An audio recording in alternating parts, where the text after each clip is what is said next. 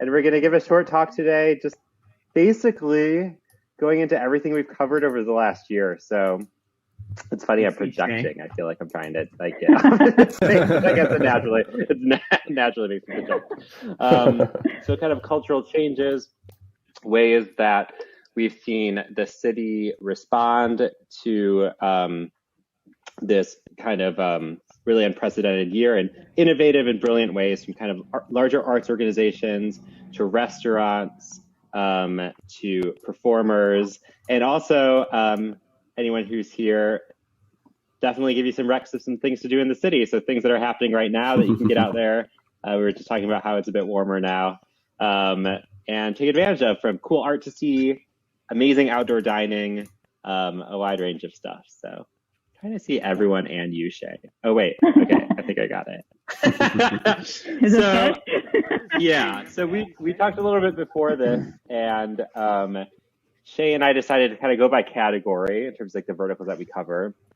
And obviously, because art has been so important to so many people over the last year, in a huge way that a lot of people have processed this and got through this year, the first thing that we were going to talk about a little bit was some of the cool art and artistic responses that we've seen throughout the city that we've covered. So I guess first of all,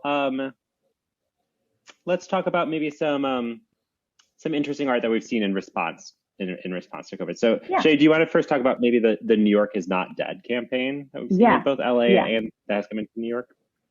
Exactly. So New York is not dead is a project by a group of artists who, like a lot of us, were really fed up with the whole New York is dead, especially after that column came out. So their whole shtick is that they want to give a giant FU to that message and just really bring attention to all the amazing artwork and performances that people in New York City are doing throughout this whole pandemic. So what they did was, first in Miami and in LA, they put up huge billboards saying, "New York is dead, don't come back."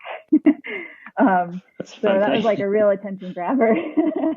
But now they've got a whole slew of artworks, posters going up in New York City saying New York is not dead, it's just underground. So really, we've been seeing a lot of those all over, and also supporting like some cool public art and different things. Well, speaking of art, obviously a huge thing we've seen just in terms of like rules and regulations and how people are interacting with the city is a lot of the art has been outside, and that obviously makes sense, and it's something we've seen before with like street art and obviously sculpture gardens and different things like that. But I think a really interesting thing that we've both written about has been the way that museums have kind of expanded the way that they're showing their collections and providing offerings to people into kind of like from interior galleries into the outside space. So do you want to talk about a couple of those? Maybe the Museum of the City of New York one first. Yeah. So the museum is not inside only anymore. So what happened over the summer last year was the New York Historical Society and the Museum of the City of New York both opened exhibits outside. So at the Historical Society, what they did was it was called Hope Wanted. And so what they did was they took a lot of photos and items from, our time in the city, a lot of things to memorialize this era, and put it on display.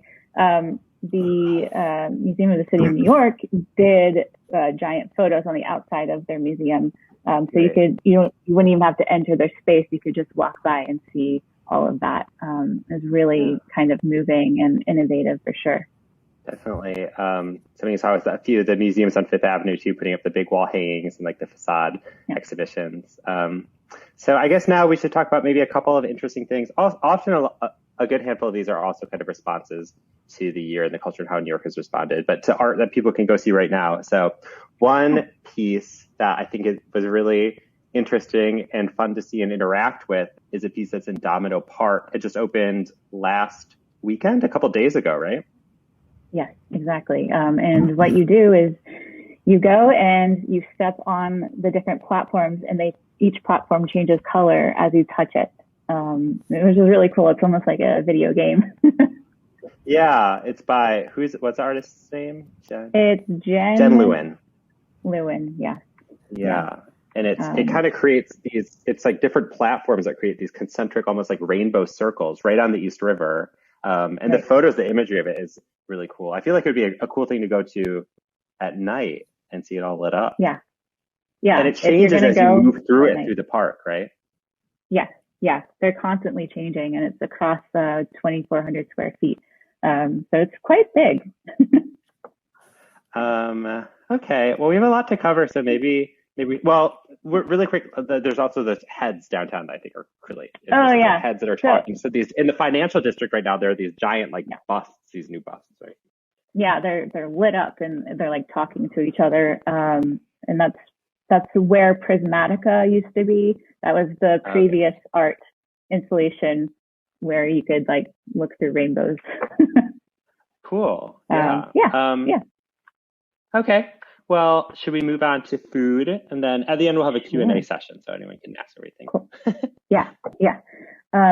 So over the past year, we've seen a lot of innovative things come out of the restaurant industry, and a lot of new takeout options. Will, do you want to tell us what we've seen this past year?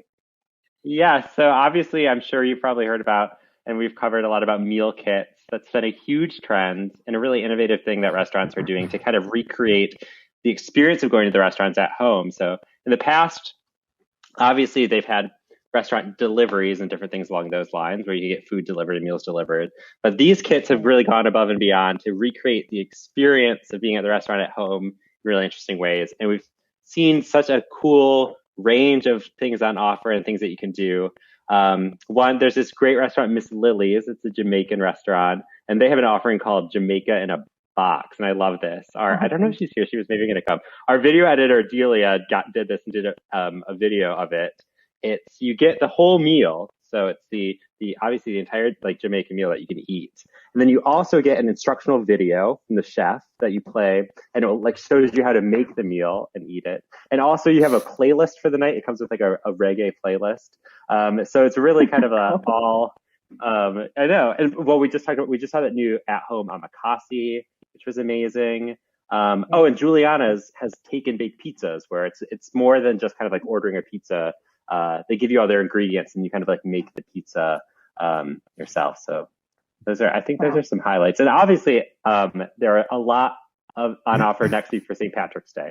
So if you're looking to, obviously, I don't think anyone's really going out to a bar this year. I hope not.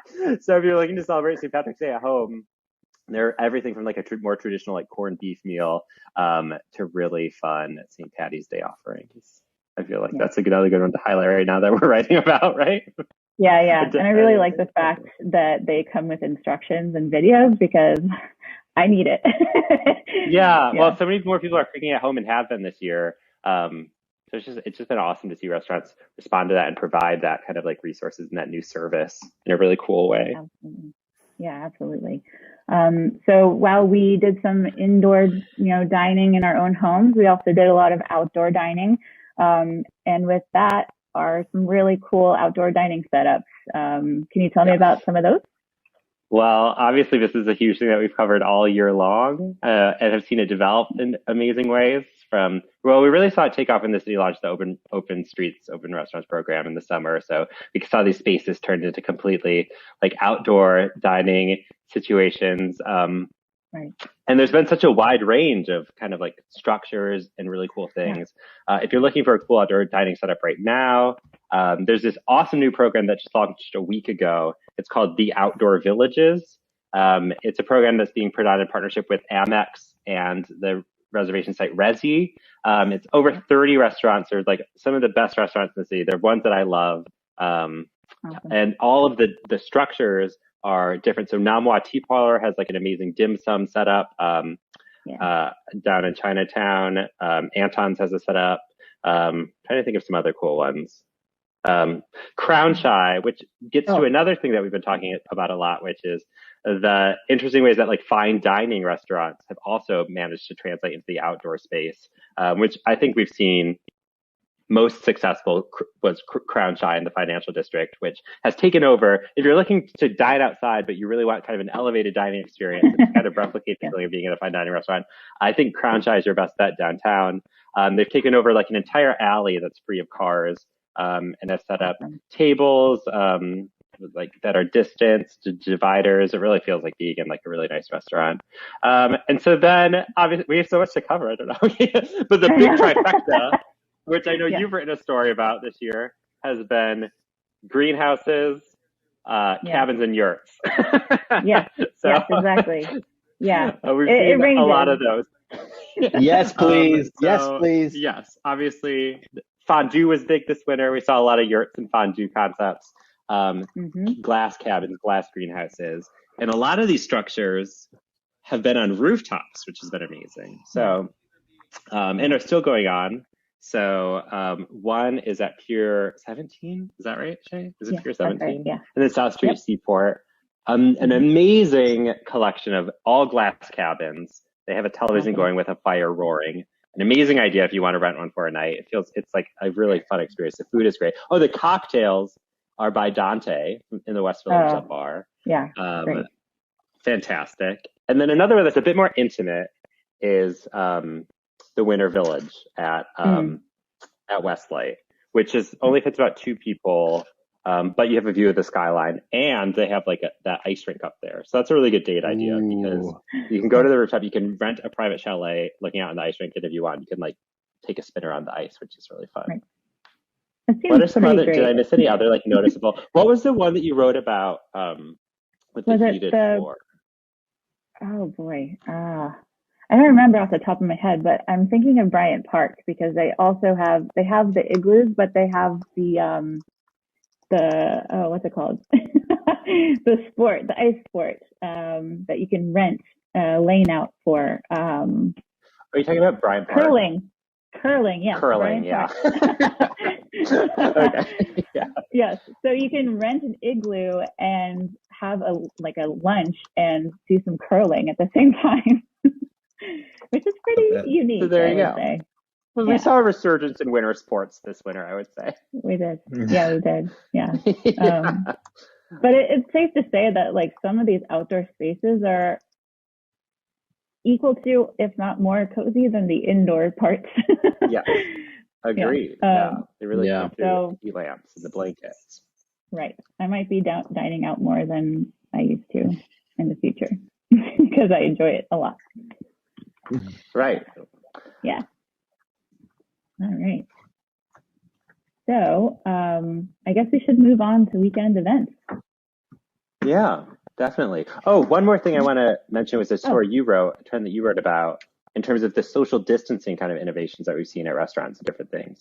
So obviously we've seen everything from food being served down chutes, being lowered from apartment windows, kind of like with cranes and arms and different things, and also a resurgence in a trend of the automat. So we've seen a couple new automats open, which is a long tradition in New York, but now we're kind of seeing like a renaissance of this. Yeah, there's one in Jersey City, Automat Kitchen, that just opened, and there's a Brooklyn Dumpling automat that opened recently or is opening soon. But yeah, you just go in and you order, and you have you don't have to touch anything. Like you just order via I think your phone or a kiosk, and a door opens and you grab your food and chow down. Yes. Very easy. No human contact that needed. Is awesome. Right. If you like that. So we want to give, obviously you're the Things to Do editor. We want to give people like fun things to do in the city. Yeah. Obviously over the last year, we've seen a mix of in-person and virtual events. Well, here we are at a virtual event. So not surprising. Very meta. So we're going to talk about a few, but first, maybe we'll talk about one that kind of combines both. So do you want to talk about geometric properties, which I saw images of you went to, and it was mind blowing. Yeah, I literally grabbed my phone, I think, and put it in immediately because I was like, we have to do this. Yeah, yeah. So it's at Art Tech House, which is the digital art space under Chelsea Market. It's called Geometric Properties, and what it is a total immersive, like audio visual journey of just a projection all around you, like on all of the walls, on the floor, like music pounding in all, like both of your ears.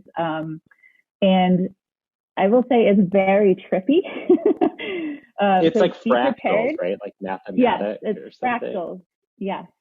Yeah, based on math. And like you can sit on the floor, you can lean against the wall, you can, sit wherever you're comfortable. But you might get a little dizzy if you're a little like imbalanced like me. Yeah. How long does it last? How long are you down there? So you can stay as long as you want. I think there are time tickets. However, I did notice that the video kind of restarts once it reaches the end. And I think it took about 10 full minutes for that to happen, of nonstop fractals. But like really, like it really gets you in the zone. Like you start thinking about a lot of things. Yeah, I will say. You like astral projected while you were down there. Yeah. You know what I think is really cool about that space? A space that we put on the cover of Time Out like a year and a half ago, they first opened, was that room was just the boiler room at Chelsea Market. Yeah. Which you wouldn't know if you were like going to this trippy fractal dimension universe. It was like a closet that they turned into that. Yeah. And then when you exit, you're just like out in Chelsea Market with everyone and stores and everything. So it's like, which is fun, and which also has seen cool socially distanced outdoor dining setups along the side streets there, which are really nice. Yeah, definitely. It's very nice there. Well, another trend I want to get to is another thing we've written a lot about, which is kind of this unexpected resurgence in drive-in culture, which has been great. Well, we just wrote about a Sonic coming to the city, but this doesn't have anything to do with that. It's not drive-in, but mainly like drive-in movie theaters. Oh, and we wrote about that drive-in drag show. Last time. Mainly cinema. Yeah. Can you talk about like a couple of the main ones that we write about and where they are and like how people can go? Definitely. So Queens Drive-In is one at the Flushing Meadows Corona Park, where it looks like definitely weekly, probably a few times a week. They're showing films, mostly like older films, but still ones that are in our conscious. But they just recently did Coming to America, which I think was a fun night. And I also want to talk about Skyline Drive. I think that's the one that's, is it Greenpoint? It is Greenpoint. Yeah, that's the one that has the amazing, it has the screen because you're right on the river. Yeah. And then the entire view of the city behind it. Yeah. Yeah. Wow. Yeah. That's Skyline Drive. Yeah. Skyline Drive. Yeah. You must go to that one. You don't need a car. You can show up on foot. Oh, you don't now? Okay. Right. Not at Skyline Drive. That's one to see. And then if you don't want to do a drive-in, but you want to do some outdoor, movie going, Syndicated has a sidewalk cinema. So you can sit out, watch a movie. That is a good question. I think it's Brooklyn. I think it's Bushwick. Yeah, you're right. It's Bushwick. Thank you. No but you can order some food. I haven't seen what they do something every night, don't they? Yes, every single night, and sometimes twice a night. So that's a lot going on there. But I think it's really with the nice. Weather now, definitely. That's something I would so just kind of like to fit in, quick before we move on. What are some amazing kind of virtual offerings that we've written about over the last year? Okay. So we've seen like a lot of big institutions do virtual stuff for free, largely. Yes. The South Street Seaport is doing sea shanties. I think you read about this one. Very timely. Well, they started. They made a point of letting me know that they started sea shanties before TikTok, the Maritime Museum. Right. Yeah. So, but they're still doing it. Right. Yeah, it's like I think it's a monthly thing. And for those of you who don't know, like TikTok is obsessed with sea shanties nowadays. All the kids are doing it, as they say. So that's like a virtual sing along that you can like right. go to. Yeah, this is a virtual sing along every month. That's fun. Another thing that is happening is the New York City Ballet just announced their digital season. It's pre-recorded performances, but they're released on specific days.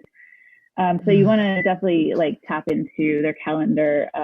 One that's coming up is on April 8th, and it's a performance of a ballet created with one of the cinematographers who did Beyonce's Black is King, which is really huge. I think that would be worth a look at for sure.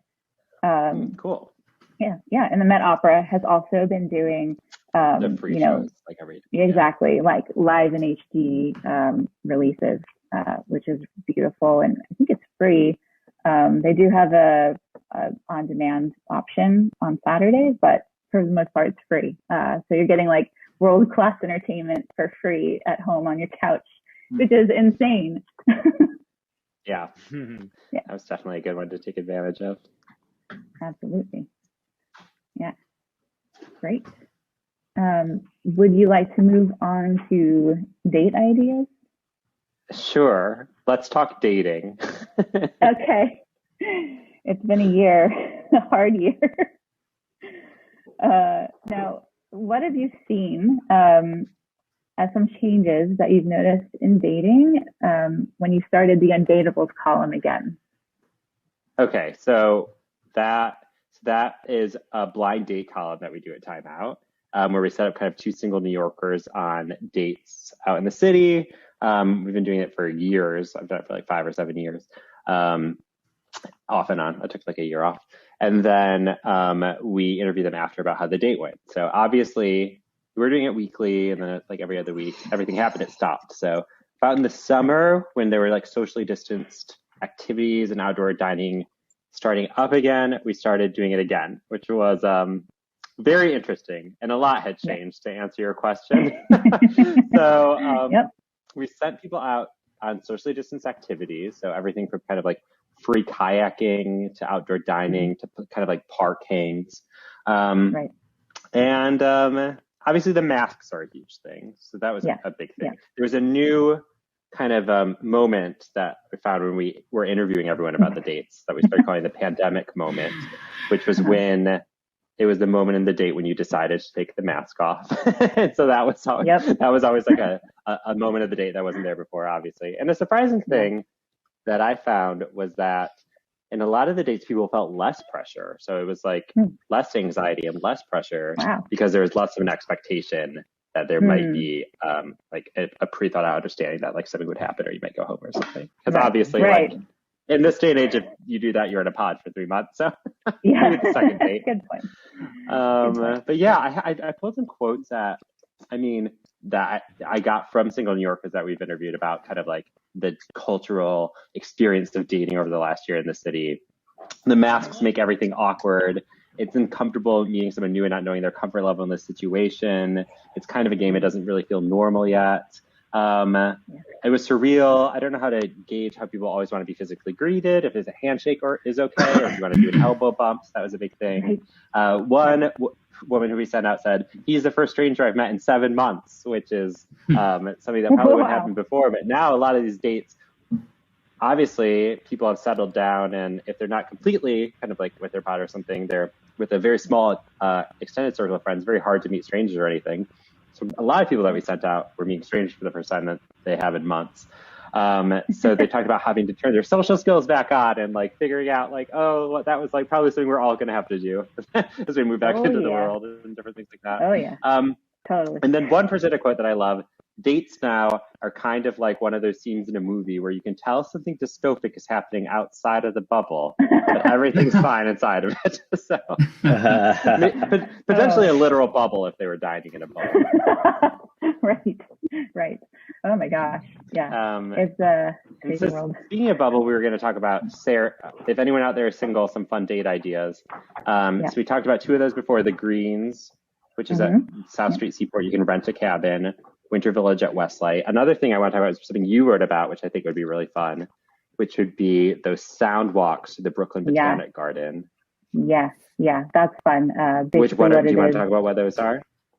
Yeah, so quickly, what they are is you get on your phone and I think it's the Brooklyn Botanic Gardens app or website where you go and you get, it's like a song that a certain artist has put together specifically for you to walk the garden with. So it's very meditative, very calming and beautiful. So I feel like that would be a really sweet date. Yeah. Well, I feel like, Shaye, that was a perfect transition to our final category. Fabulous. Great. Which is spring. So what are some other amazing things coming up in the world of botanical gardens? Okay, so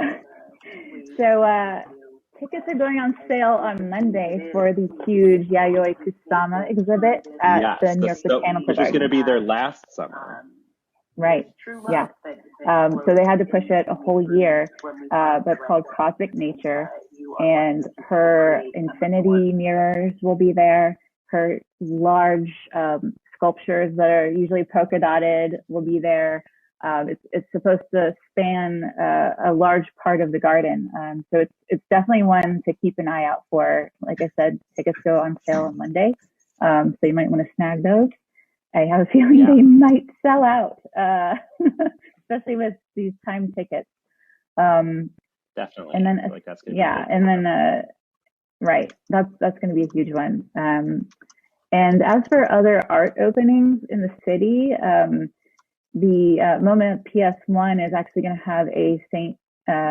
Paul sculpture exhibit. If you don't know, Nikki St. Paul is a French-American artist who made these huge sculptures. I guess it's like a huge sculpture, like spring, but a lot of them are called nanas, and it's like figures of women. This artist was really a feminist and very progressive and really pushed for human rights. So I think the exhibit will cover that as well. And there's actually some models of some playgrounds she created. Like there's this huge monster playground that's like massive that kids can like crawl all over. People will actually be able to like climb on the sculptures. Sorry. I'm not 100% sure, but yeah, maybe. There's definitely going to be. Where is that again? Where are the sculptures? This is MoMA PS1. Oh, MoMA PS1. Yeah. Yep. So yeah, there's definitely going to be huge sculptures. I was also told that there's a fountain, a big fountain that moves, that's going to be there. So that's another big one to keep an eye out for. And you were just at a huge opening recently, one of the city's newest big museums, the Frick Madison. Can you explain first of all like what that is, and then also like what people can see there? Absolutely, yeah. So the Frick collection is temporarily moved to the former Whitney Museum / Met Breuer building on Madison. They're renovating their mansion right now. So for 2 years, we'll be at this Frick Madison location. And it's a curated selection of their works. And each floor is a different genre. Now, I think the most interesting thing about it is that some of the paintings have their own room. For instance, I think it's Bellini's St. Francis has its own room, and there's a window that just casts the most gorgeous light on this painting. It's the only thing in the room? It's the only thing in that room. And it's beautiful because it's all about the art at this museum. It's so like the museum is very brutalist. Like the walls are stark white, which actually enhances your viewing of these paintings because that's all you're looking at now. There's nothing to distract you. So the details really pop out, and it's well, the space seems so different than the Frick that I can't imagine like so many of those paintings and art that they have there, seeing it in that space really must be so interesting and so different. So that's so cool. Totally. Yeah. I would highly recommend it. It's a really new way to experience these paintings that you might have seen before in a new light, literally. There you go. Okay, real fast, and then maybe we'll do the Q&A. Just talk a little bit about kind of outdoor performances, pop-up performances, some socially distanced theatrical type productions that we've seen. Yeah. Because they've been really cool. Yes. So these are probably some of my favorite things to see in the city right now. One is Behind the Glass. It is literally behind the glass of a storefront. And what it is this time is Romeo and Juliet, but it's the Baz Luhrmann version, just kind of pared down and amped up, as they say. So you can just stand outside and watch it all unfold before you through the glass. Very cool. It's people here are just so innovative and incredible. I think that says it all right there. And then another one is called Open Though Shut. It is a theater for New City. It's in an East Village garage with the door open. And so they'll have different performers come out and perform in the garage, and people just can walk by on the sidewalk and leave and come whenever they want. It's really cool. And they actually just announced I think 5 new dates, including I think on Saturday this weekend. So do you look? Are you just kept at a distance, or do you look through a thing or something? Yeah, you're kept at a distance. I think they put up a little fence. Okay. So, and you kind of watch it from there. Yeah, exactly. Easy viewing. Okay, and then obviously a lot of people have probably heard about Lincoln Center's huge new outdoor thing. They're building 10 massive stages for different companies, different organizations there. So that will be a huge thing in the spring and the summer. We didn't even talk about Little Island. That's another thing that's happening. But maybe one more thing that we can talk about is New York Pops Up, that program. Yeah. What is? Yeah. So New York Pops Up is, I guess, a state initiated project to bring entertainment back to the city. So just this past week, I think it was Patti Smith who performed outside of Brooklyn Museum. It was streamed online for everyone to see it who could make it. But upcoming is Amy Schumer, Renee Fleming, Hugh Jackman, Chris Rock, Billy Porter. I mean, it goes on. It's a lot of. And there's no way to find out where those are going to be before they happen, right? I don't think so, because they want to avoid the crowding situation. Right. Yeah, unfortunately. Yeah.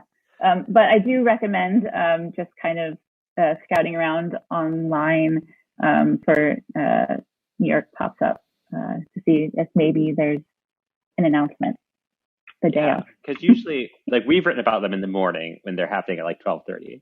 Yeah. So there's obviously not people can catch the live stream, but if you're close, you might be able to see it in person. Right, exactly. So maybe you'll be lucky one day and catch, Hugh Jackman on the street. That would be great. On that note, a dream all of us can hold dear to our hearts. Truly. If anyone has a question for Shaye and I, maybe just jump up and down. Yeah. Anyone has a question or maybe want a rec or something to do? Anybody? Oh, I see someone. Oh, I think I see someone jumping. I think I'm going to click them. Yes. No, I can't. I have some secret privileges there, Will, so I could talk about it. I was wondering about the automats. I've always dreamed of automats since discovering there were so many of them in Times Square ages ago. Mm-hmm. And I was so thrilled when you guys mentioned automats. Where can we go to automat it up? Well, it's funny because there was one 10 years ago at St. Mark's, which I thought was almost the beginning of kind of this renaissance, but it didn't happen. But anyways, that one's gone. The Brooklyn Dumpling Shop is that dumpling automat we talked about. That, and they have really cool dumpling flavors. It's a cheeseburger dumpling. Did you try them? No, Delia did. Delia? No, it wasn't me. I wish it was me. That is on First Avenue and 7th Street.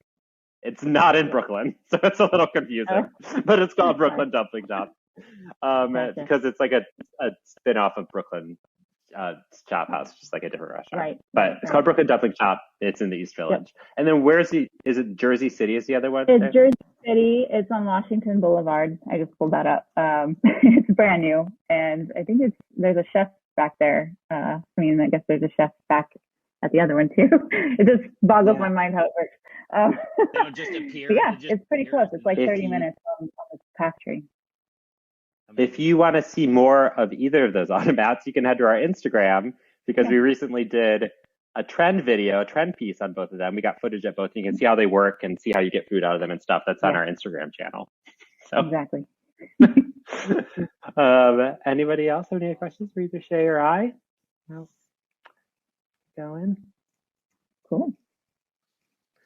All right. Thank you everyone. Can I ask one more question? I'm going to go again because I'm very excited about all the stuff that you covered. Where can we find most of the things you featured? Do you guys have a list of notes that you took tonight that you might be able to share with us that we could share with the festival or find them on Timeout? I'll email it to you. Well, you can always find this and more fun events every day at timeoutnewyork.com. That's right. I'll pass along the list and then we can share it to people. We have it in a doc. Yeah. Keep an eye out for our things to do this week and things to do this weekend columns. They usually come out on Wednesdays and Mondays. Yes. I would say that the main things would be to follow those two stories and follow us on Instagram where we post like a lot of our stories and feature them there. Yeah. Thank you so much. Thank you. Thank you. Thanks, everyone. All right. I'm going to shrink. Thanks. Have a good night.